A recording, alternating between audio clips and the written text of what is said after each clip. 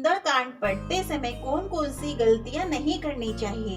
श्री रामचरितमानस का एक अत्यंत महत्वपूर्ण कांड है सुंदरकांड। इसमें हनुमान जी की भक्ति, पराक्रम, विवेक, धैर्य और श्री राम के प्रति पूर्ण समर्पण का वर्णन मिलता है। मान्यता है कि सुंदरकांड का पाठ करने से भय, बाधा, रोग, शत्रु, कष्ट और मानसिक अशांति दूर होती है।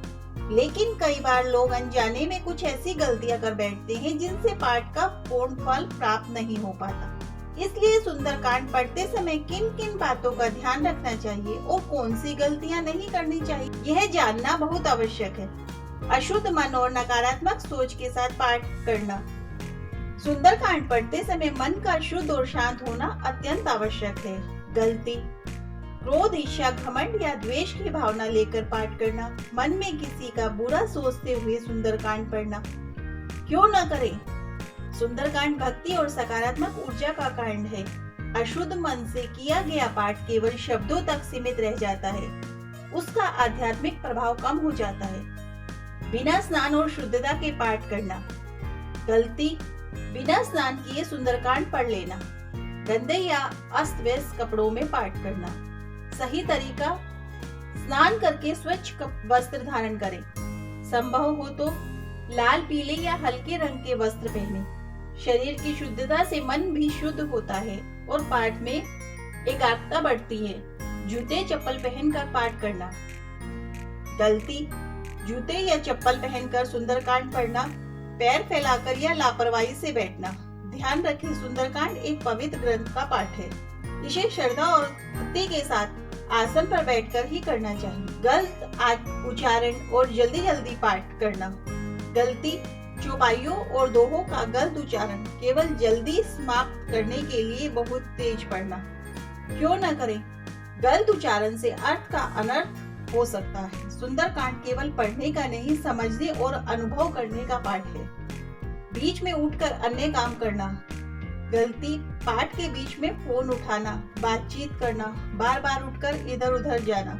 ध्यान रखिए, यदि पूरा सुंदरकांड एक बार में न पढ़े तो पहले से समय तय करें। बीच बीच में ध्यान भंग होने से पाठ का प्रभाव कम हो जाता है।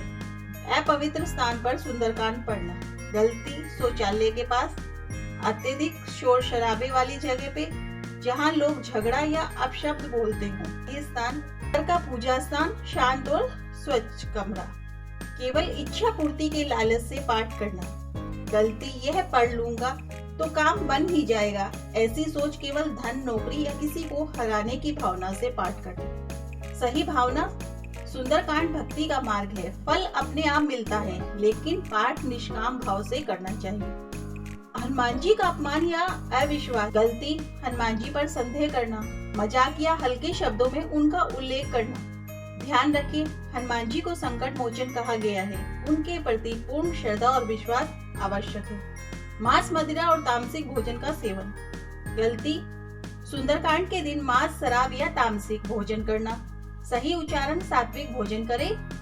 संभव हो तो व्रत या फलाहार रखें, इससे मन और शरीर दोनों शुद्ध रहते हैं। स्त्रियों से जुड़ी भ्रांतियां। गलती: यह मानना है कि स्त्रियां सुंदरकांड नहीं पढ़ सकती। सत्य: स्त्रियां भी पूर्ण श्रद्धा से सुंदरकांड पढ़ सकती है। भक्ति में कोई भेद नहीं है, केवल शुद्धता और श्रद्धा आवश्यक है। बिना दीपक और ध्यान के पाठ। गलती: बिना दीपक जलाए पाठ करना।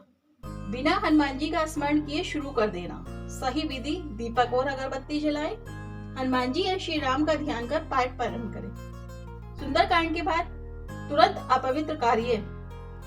गलती: पाठ के तुरंत बाद झगड़ा, नकारात्मक बातें, गाली गलौज। ध्यान रखिए, पाठ के बाद कुछ समय शांत रहें, राम नाम या हनुमान जी का स्मरण करें। नियम और समय का ध्यान न रखना।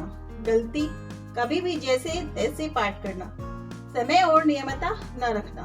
सही तरीका: मंगलवार या शनिवार को विशेष फल मिलता है। रोज एक ही समय पर पढ़े तो और उत्तम। पाठ को बोझ समझना। गलती: आज मजबूरी में पढ़ना है, थकान और ऊब के साथ पढ़ना। ध्यान रखें, सुंदरकांड आनंद और श्रद्धा का विषय, इसे बोझ न बनाएं। सुंदरकांड केवल एक धार्मिक पाठ नहीं, बल्कि जीवन को सुंदर बनाने का मार्ग है। यदि श्रद्धा, शुद्धता, सही विधि से पढ़ा जाए तो जीवन की अनेक समस्याएं दूर होने लगती हैं। यदि आप सुंदरकांड का पाठ करेंगे तो हनुमान जी की कृपा निश्चित रूप से प्राप्त होगी। जय श्री राम।